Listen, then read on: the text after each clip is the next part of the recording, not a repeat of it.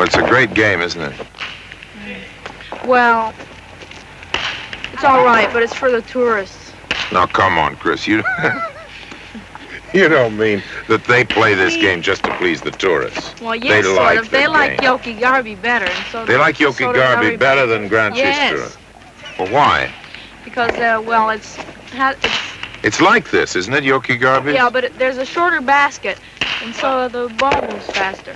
Because the basket is shorter, the Yes. game is quicker. Well, okay, we'll go over a little later and take a look at Yoki-Garby. A ball and a wall. That's the basis. That particular wall, as a matter of fact, is the only one I've found in this country where Pelot is actually forbidden. Not that anybody seems to be taking the sign very seriously. I think maybe if it had been written in Basque, that sign, instead of French, they might have obeyed it. See, what they're really doing is upholding the Basque right to play Pelot wherever they feel like it, indeed Basque rights in general.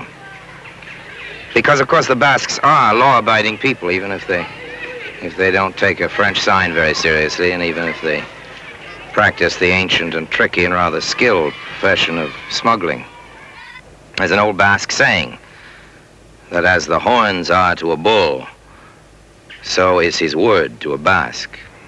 Well, Chris. Yeah. You're an honorary Basque. What does that make you as a Pelot player? How's your game? Oh, I'm not so good. Well, you play Pelot. What do you mean you're not so good? Well, I've only been here 7 years. 7 years, and that doesn't make anybody a Pelot player. What do you do? I guess you have to be born a Basque to be a real Pelot player. Yeah. There's some 5-year-olds. They seem to be doing pretty well. Oh, they start even before that. They do? Yeah. There's a very good one there, so you can see him. He's a champion. What's his name? Robert. That's right, Robert. And who's the comedian in the group? Oh, he's Don Louis, his best friend. The kids, you'll notice, are hitting with clenched fists, bare hands. That's the name of the game, Manu. When they're older, they'll be playing with a ball that's very much harder. We've said that everybody in the land of the Basques is a Pelot player, but of course that isn't exactly true. The female half of the population begins with hopscotch, which is an international game if ever there was one, and then graduates to the fandango. Gentlemen try to keep up. Remember little Robert, 5-year-old champion we saw working out against the church wall a few minutes ago? Well, we persuaded him to submit to a brief interview on some technical aspects of Pelot. Bonjour, Robert. Bonjour. Introduce us to your friends, his amis. Lui Jean-Louis, puis lui Jean-Martin, et puis lui Didi, puis lui Jean-Bernard. Qu'est-ce que c'est ça que tu as dans la main? I'm asking what he has in his hand. Et voilà. And of course he explains that's the paddle. Tu aimais jouer? Oui, monsieur. Tu étais à l'école? I'm asking if he's been to school. Oui, monsieur. Qu'est-ce que c'est que tu as fait? Écrit. I ask him what he's done in school, and he says he writes. Qu'est-ce que c'est que tu as écrit? Feu. I ask him what he writes, and he says F. Bon. Now I think we ought to have the champion give us a little demonstration. Montre-moi.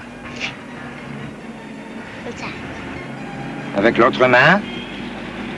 This is very important in the game, the changing of the hands. L'autre main. Oui, monsieur. Oh, merci, Robert. Bravo. Well, it's no wonder that so many great tennis champions are Basques, because, of course, Pelot's the best training in the world for it. Barotra, for instance, who was born just around here, the great French champion. He was tennis champion more than 25 years ago, and then French champion just a couple of years ago again. Told me that he attributes a lot of his stamina, and particularly his footwork, to what he learned as a kid on Pelot courts. And speaking of champions, I don't suppose there's any doubt that Robert's going to be a great champion. Pretty much depending on which town they come from, these future champions will be playing either with a big hand basket of Grand Chistra or with a smaller one, used in Yoki-Garby, and here it is. Chris's favorite game. Yeah. Yoki-Garby. Now, what does it mean, Yoki-Garby, Chris? Well, Yoki-Garby means the game pure. They think it's a better game. A purer game. Yes. Truer game. Maybe an older game. Do you figure an older game also? I should think so. Yeah. It's a lot faster, isn't it? Because that basket is shorter. Yes. I understand the basket began as a fruit basket or a fish basket or something that one of the first great players tied to his hand.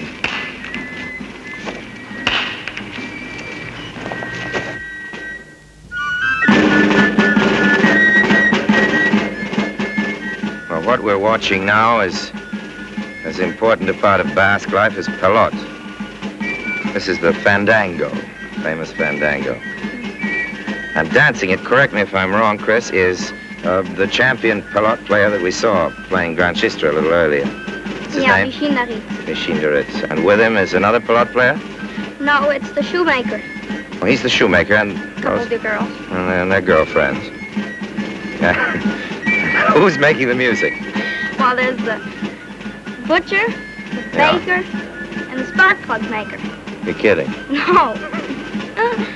The three musicians, that seems to be their profession. Butching and baking and candlestick. No, spark plug making. Yeah. And that, the footwork is, of course, wonderful. Yeah, sometimes they dance around a glass of wine.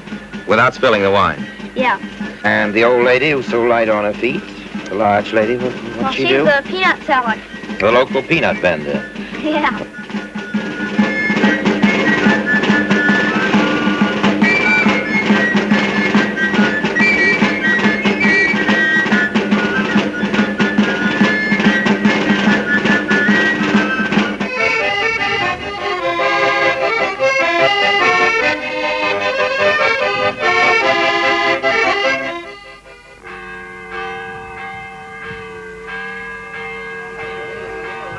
Well, of course, it's Sunday today, and we can see the people coming down from church, passing the pelot court. It's a funny thing about church, isn't it, Chris? The men and women in the Basque Country sit separately in church. Yes, right. The men are in the galleries upstairs, and the women are downstairs. And it's funny because the only church I know of where they separate the sexes is the Jewish church.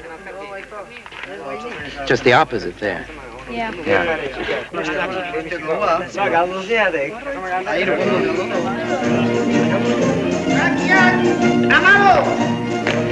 This is a popular version of pelot up here in the mountains. It's manu, bare hand. Well, this priest was quite famous a little while ago, and he smuggled the Finley children over into hiding in Spain. The kids had been refugees.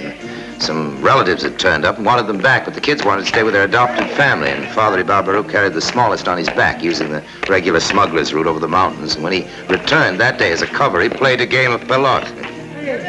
Quite a man. Well, he lost the game. The kids are in Israel. No matter what your opinion may be on the matter, it's sure that the good father was doing what he thought was right. And he certainly plays a good game of pelot. I think we'll take one of our cameras over and give you a close-up of that hand. They say that the right hand of a Basque is twice the size of the left, and that there's an extra bone in it. I don't know whether that's true or not. Well, that's a legend. That's just a legend. Well, this country's full of legends. Many of them have to do with pelot and fabulous pelot players. Surprisingly enough, quite a few of them seem to be true. There's the great Pekain, who played in bare feet and won a championship, even though the court had been covered by the opposition with a thick layer of carpet tacks. Now, there was a tough man. He had a fairly tough wife, too, and she made a lot of trouble for him. And one day, he came home late. I think it was 8 days late that he came home, and she did that thing that wives do sometimes. She clammed up. She didn't say a word, just lay in bed and stared. And he said, good evening, and she didn't answer. And he said, what's wrong with you? And she didn't answer. And he said, don't you feel well? And she didn't answer. And Pekain went away and got the local priest and came back and proceeded to give her extreme unction. There's a story that ought to make a lot of husbands happy.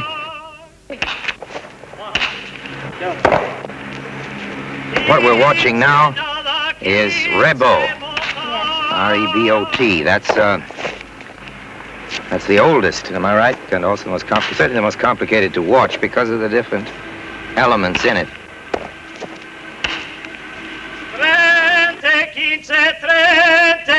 There's a shistera, the basket tied to the hand, and also a glove. A couple of players have a leather glove, as you'll notice. What's the glove for, Chris? Well, they act as human nets. The glove ones? Yes. And what about What about that funny thing in the middle there that the server uses? Well, that's called a butari. What? That's called a butari. I'm glad you told me.